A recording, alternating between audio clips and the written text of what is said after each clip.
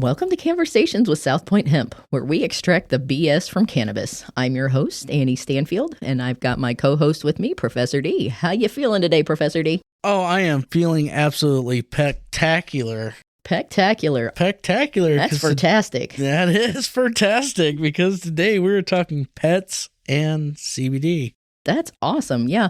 I found that a lot of people's gateway into CBD is trying it out on their pets first. And then once they see how much their pets are improving, they're like, maybe I'll give it a shot. Yeah, it never blows me away how many people come in and get pet treats, and then next thing you know, they're trying tinctures or chocolates or something for themselves. It's like, we're going to give Fido the, 3-month trial, and then they're just blown away at how well their dogs do. Just, even as far as digestion, even just jumping off the couch and acting like a puppy again. Lots of stories of pets being helped and feeling like they're, they've gone from being 14 years old to 4 years old again. Oh, yeah. And, big thing, too, is even like, racing horses. I've had people, I know have used it even for that, for tendon pain and stuff along that for on the equine side of things. Nice. Yep. So we've talked about we mentioned the horses and the dogs. So let's kick it off and get into the endocannabinoid system in pets. Oh, the ECS in pets. Yes. So all animals except all animals except insects and protozoa. No single-celled amoebas have an ECS. But Hydra do. So hail Hydra. Little shout out to the MCU. But yeah, so all animals, so your fish, your lizards, your turtles, all of those have an endocannabinoid system. So if you've tuned in to our previous podcast where we talked about what all the endocannabinoid system is and how it helps people, it does the same thing with our pets. It does. And ironically, canines, dogs, contain actually more receptors than humans, I believe. Oh, wow. So, it's made a lot of sense. And the dog that is red that I once had just absolutely loved the cannabis. You pop a jar open or you spark it up, he was always right there. He had those extra receptors. Yep, there was actually a Cornell study that dogs that were given CBD prior to like a stressful event, like maybe fireworks or, a thunderstorm. Or vet visits. Vet visits, yeah. So 83% of the dogs that they tested showed a decrease in anxiety-related behaviors. So there wasn't as much chewing and tearing up things and, the different things our pets do whenever they get stressed out. So 83% saw a benefit with CBD. Nice. Well, in dogs with the CB1 receptor, kind of revisit back our earlier conversation we had about the ECS. Pretty much real similar with dogs. CB1 receptor, controls their brain, their vascular system, their lungs, their muscles, their gastrointestinal tract, and reproduction.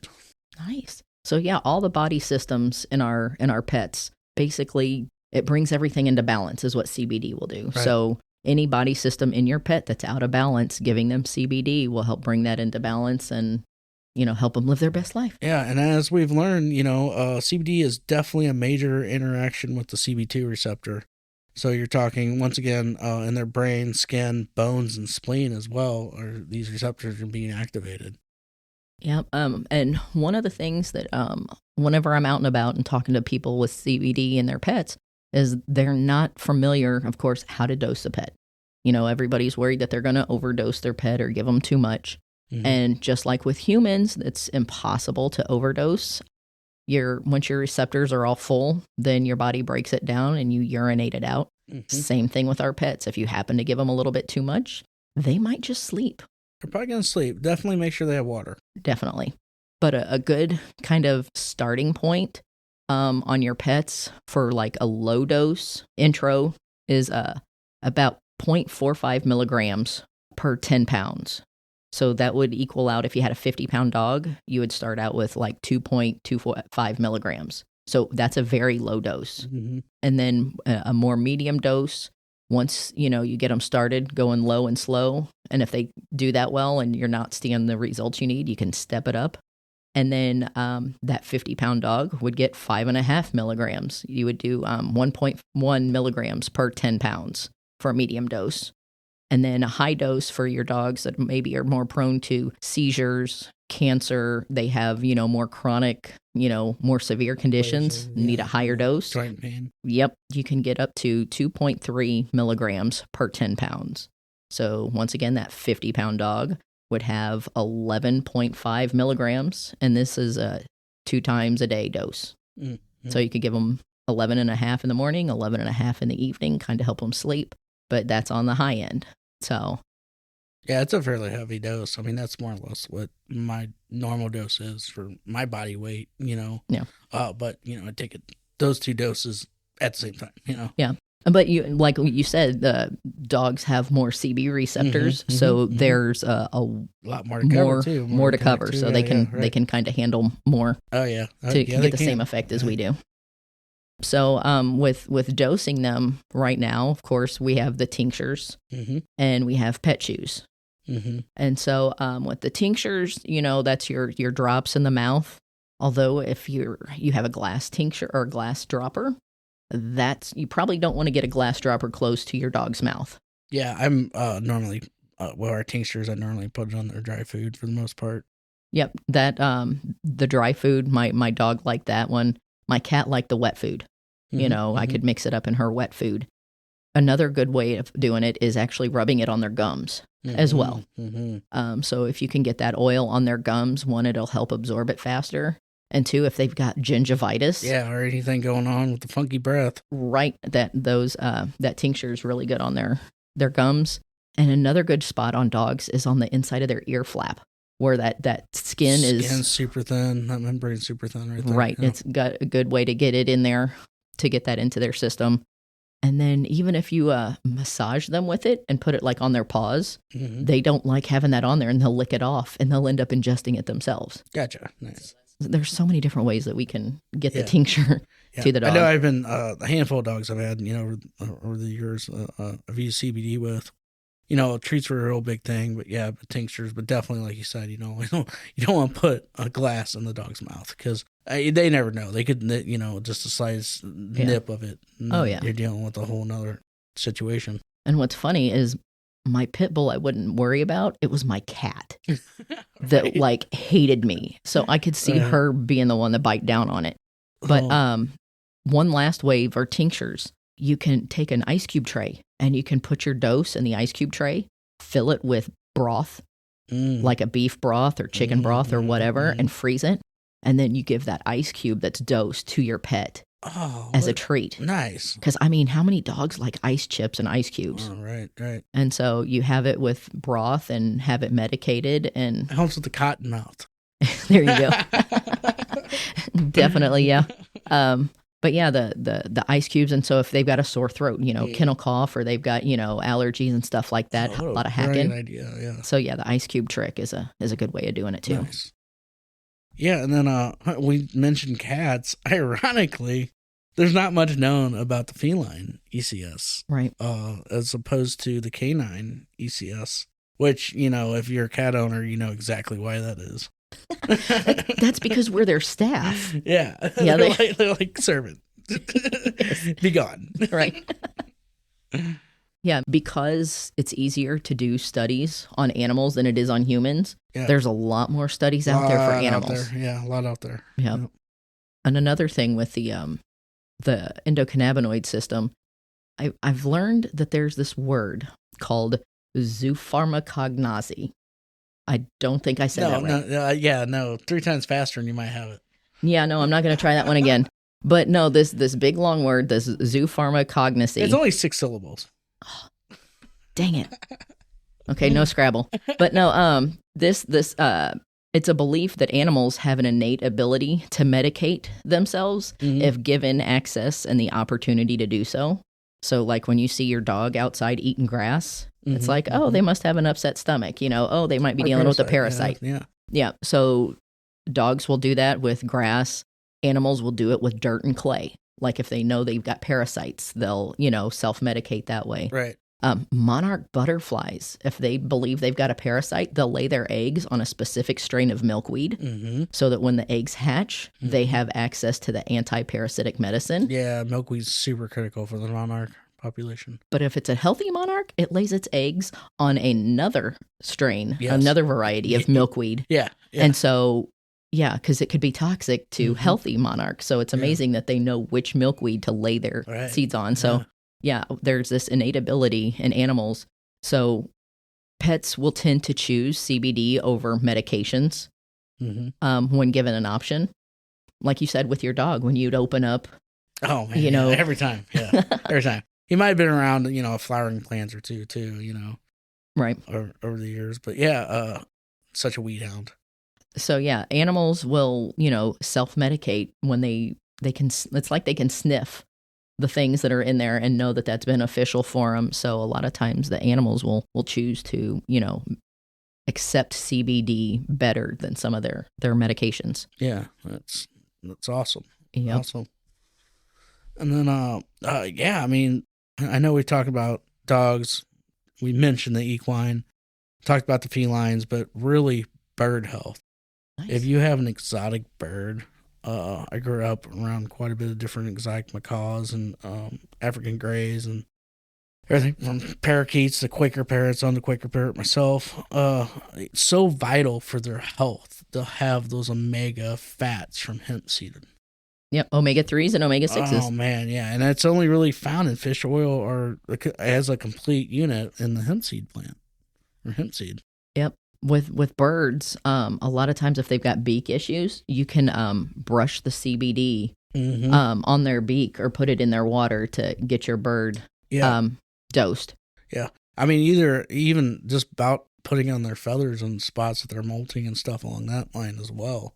Oh, yeah. It's just tremendous how, because in the wild, for thousands of years, that probably would have been part of their native diet, know. So, and I read somewhere on a study, I mean, don't absolutely quote me on this, but it was like 7 or 8 year life expectancy extension by just administering hemp seed into like a macaw or African gray's diet. Oh, wow. Yeah. I mean, they already live super long, so I don't even know how, like those birds live 85, 100 years or something. So, who knows? But I know it was also like in the Quaker parrots and a lot of those smaller birds that have that long of life expectancy.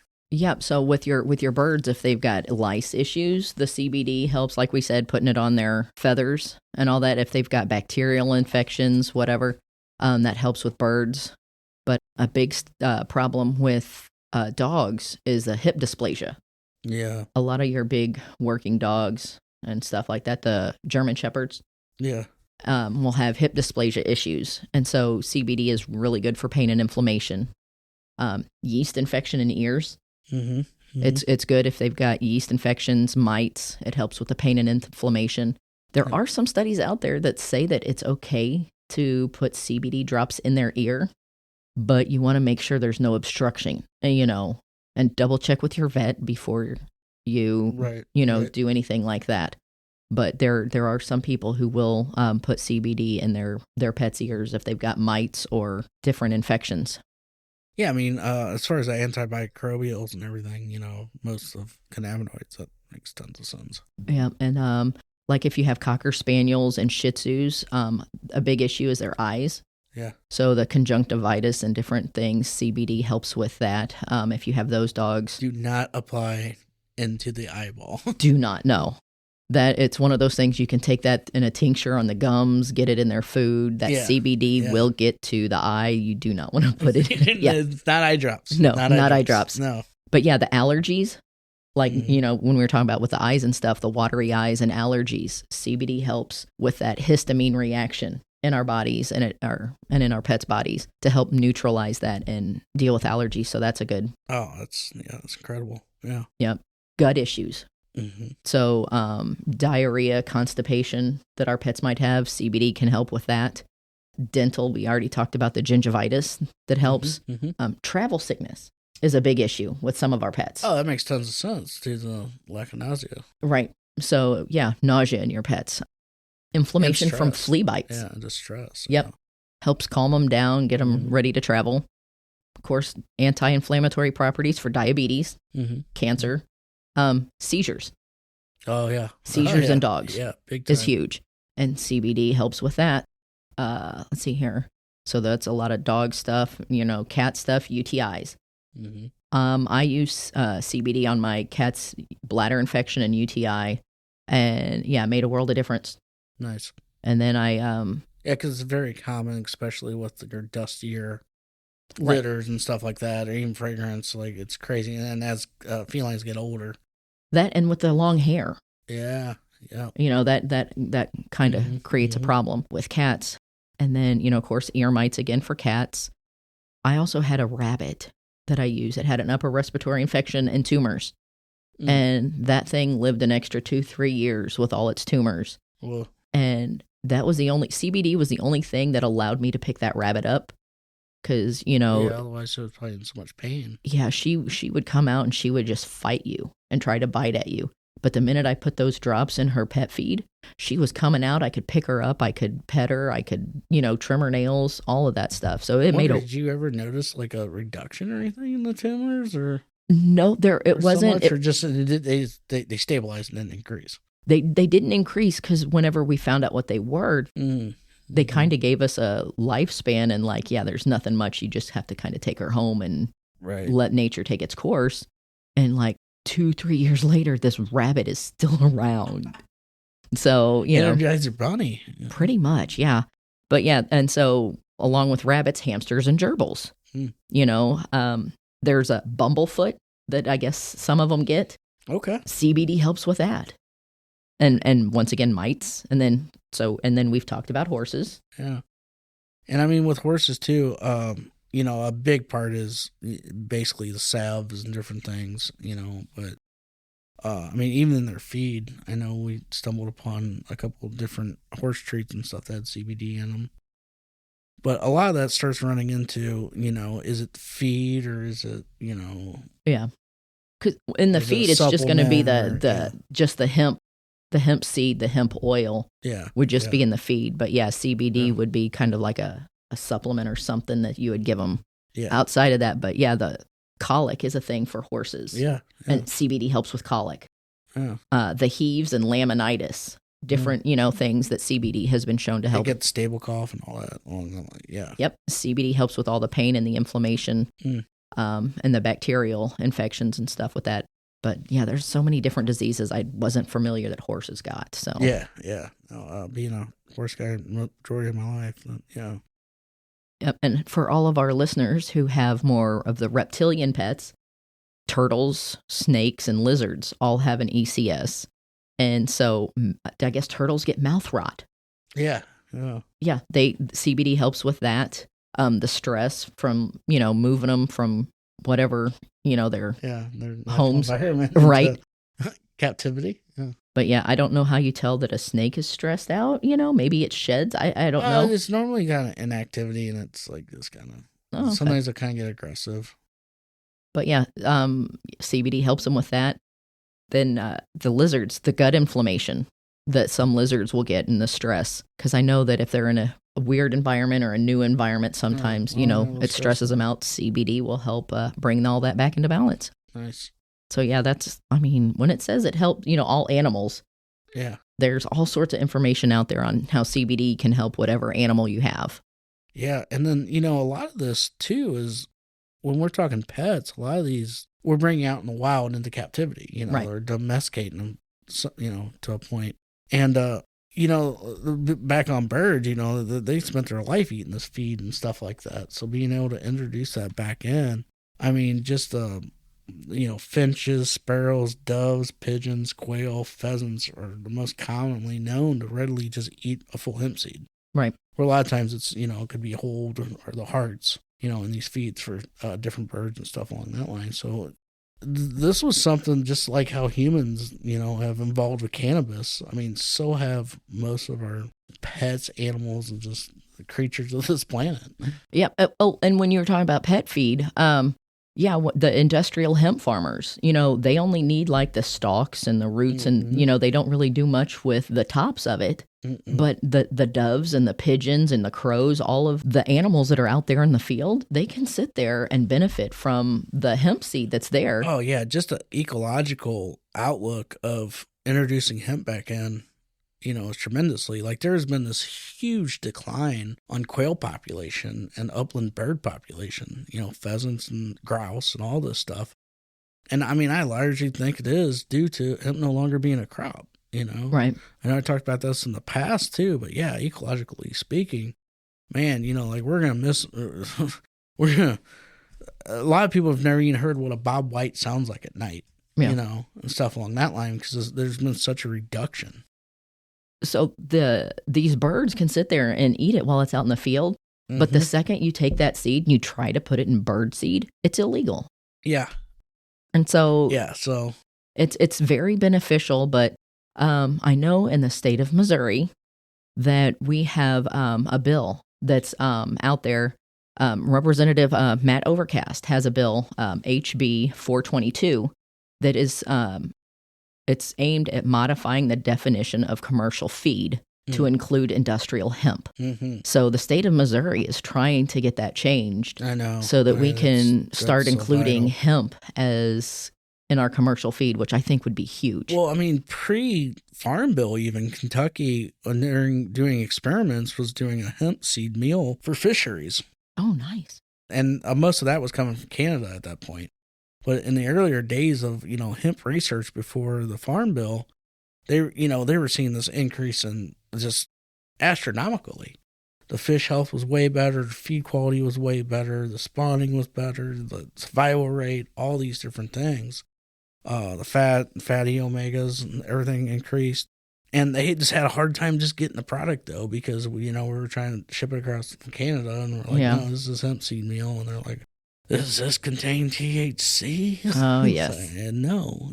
So even in the earlier days, I have not revisited back on that subject, but gosh, I hope so. I hope fisheries are just taking advantage. Yeah, and I mean, and if you can feed, your cattle at some point. I know that the American farmers, they approve using hemp for fodder because they claim that the nutritional uptake, it helps the cattle get muscle mass. Because hemp seed is huge, is a big protein source. Oh yeah, for sure. And so I know they said that cattle farmers, like using it. So, kind of in the past, with our CO2 waste, we've tested it for a wide range of different things. Usually it's make sure the cannabinoids get stripped fully, but we also did a protein check one time on it. And even our spent waste after I've stripped all the cannabinoids off, we're still running like 16-18% proteins or something insane. Oh, wow. Yeah, and I mean, that's what under 1% of the cannabinoids actually left, Yeah, hemp is one of those underrated superfoods. Yeah. I know there's been a big push in the vegging families, the big families. I know a lot of people juice those, especially when they're talking about raw juicing diets and stuff like that. Some people just absolutely swear by it. Nice. Yeah, because the cattle farmers were saying that the hemp-fed cattle actually tasted better. So if those omega-3s, the omega-6s, and all of those nutrients, right, transferred, to... get the good fat marbling. Right. Nice, bigger muscle mass. Yeah, so that would be nice if we could start utilizing that, because then the industrial hemp farmers have something to do with the hemp seed. Yeah. Where they can have that sent off to do something with, and we can use the whole plant again. I think that's kind of still the underdeveloped aspect of this whole industry yet. Flower is extremely important. Stalk is extremely important. Herd is extremely important, but seed, meal, and just, like I said, the fatty omegas and stuff like that. Like, that's going to be probably the next big push in this industry. Right, because with the pet feed, with the hemp seed, we the protein, the fiber, and it's got all your vitamin E, vitamin B, and, in 3 tablespoons of the seed, there's almost 9.5 grams of protein. Yeah. In just 3 tablespoons. Yeah. Well, and it's just organ health, brain, liver, spleen, all the functions with the fatty acids. Right. We've talked with the pets about their dosing. Mm-hmm. and start low, go slow. Mm-hmm. Don't do, glass droppers in their mouth. No glass droppers in the mouth. Yeah, pain, inflammation, seizures. There's so many different things regardless of what pet. If you're on the fence, always use Fido as the test subject, apparently. Yeah, the dog. Yeah. Yeah.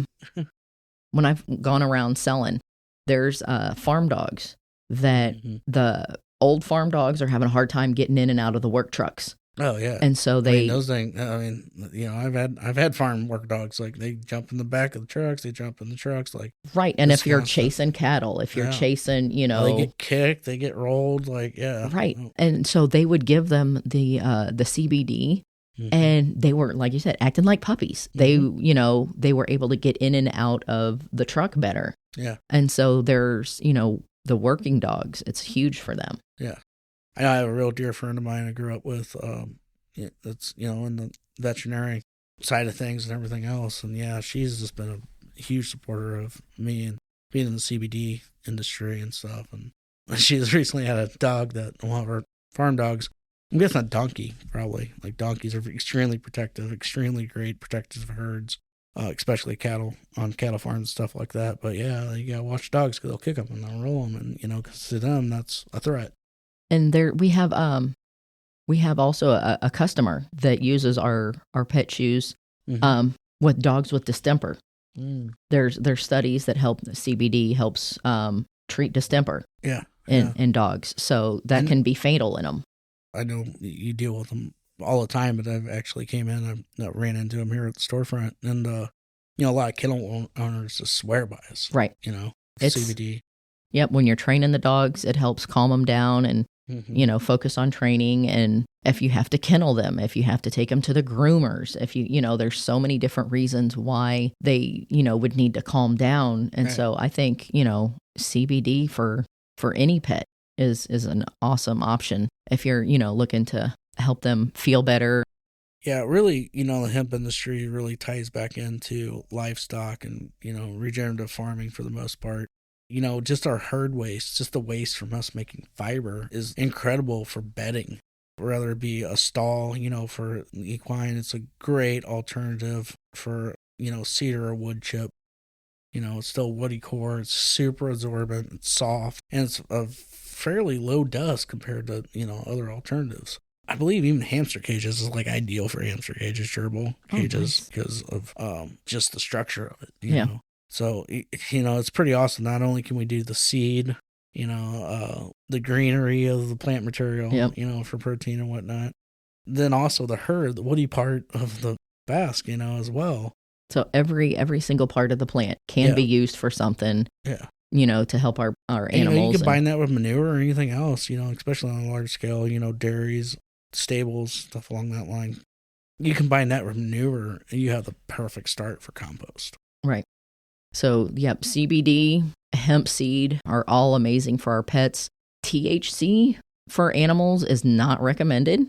So I know a lot of people would sit there and let their animals take their stems and, different things like that, or I don't know that I would recommend getting your dog THC or trying to get your dog high. When it would come to a cancer, chronic disease, or extreme pain, joint pain.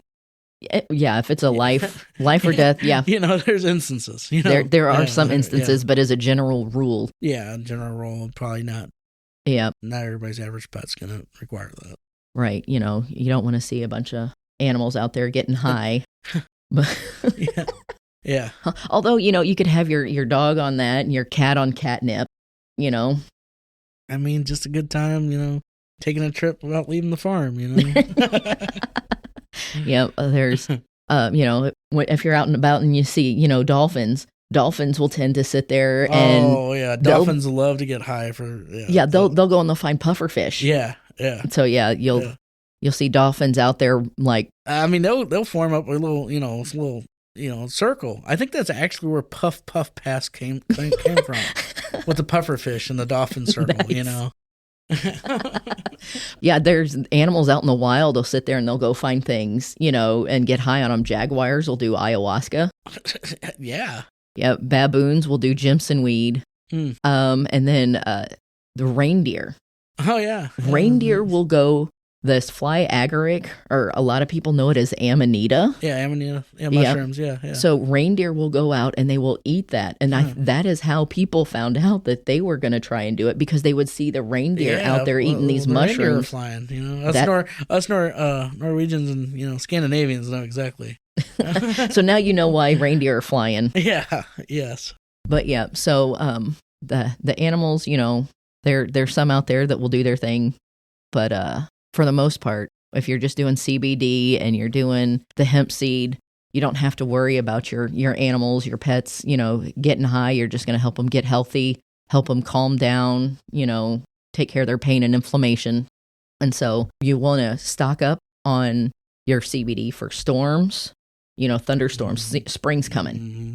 And with the storms that we just had in Missouri. Had EF2 tornado, right down the road. So, yeah, CBD for, all the thunderstorms coming up.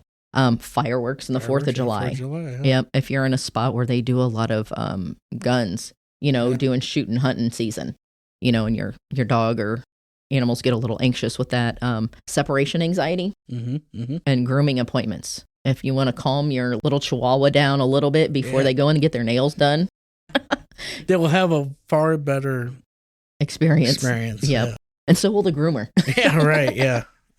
The groomers probably need some CBD. One of the big things with CBD is that when you're looking for a good quality product, you want to make sure it's third-party tested. Yes. So a lot of times it'll either have a website or a QR code that will take you to the certificate of analysis that shows you exactly how everything tested out, so you know that you're giving your pet a good quality product. And it's dosing as well. Right. So you know what the potency actually really truly is. Exactly. So you can kind of stay within those guidelines we talked about earlier. Yeah. So we hope that you guys have learned a little bit. Hope that you've found some things that, CBD might be able to help your pets with. You got anything else there, Professor D? Yeah. I mean, just kind of no matter what you use hemp for pets for, whether it be bedding, health, skincare, hip dysplasia, or even feed, just always consider hemp the first approach. Absolutely. Because, honestly, it's probably where you're going to circle back around anyhow. So all right. Save yourself some trips. Right. It's all natural and really good to get your pet started on that. So we thank you guys for listening in. If you enjoyed this podcast or our other podcasts, we'd like you to like and share it with all your friends. There's subscribe buttons on some of the platforms. There's follow buttons on other platforms. We'd appreciate a like and a share if you'd like. And we've got a Facebook group that you can join where we can continue the conversation. You can ask us questions and, we'll help get you studies, get you the sources of what we where we've gotten everything. So, yeah, we'd like to continue the conversation online. Conversation, for sure. Yeah, and we'd like to thank our sponsor for this podcast, You Are Lit Beverages. Oh, yeah. Yes. Those are near and dear to us. Yeah. You Are Lit is a good hemp-derived beverage. It's a good alternative to alcohol. It's an incredible social drink for me. Right. I no longer drink beer or anything else. Around a lot of people that are still, beer drinkers and stuff. So it allows me to have that can in my hand, that hand to mouth, and there you go. And yeah, I can have 2 or 3 of them without, getting too lit. Right. Yep. And it's not, because I don't like seltzers. I don't like that taste of, No, I mean, really enjoy the taste of those. The mixed berry, if I'm looking for something a little sweeter, heavier. My normal go-to is Rip Citrus, but the pineapple. I'm a plastered pineapple girl. Yeah, plastered pineapple is really refreshing. Yep. So, check out You Are Lit. We want to thank them for sponsoring this. And we will catch you next time. To the next episode. Smoke weed every day.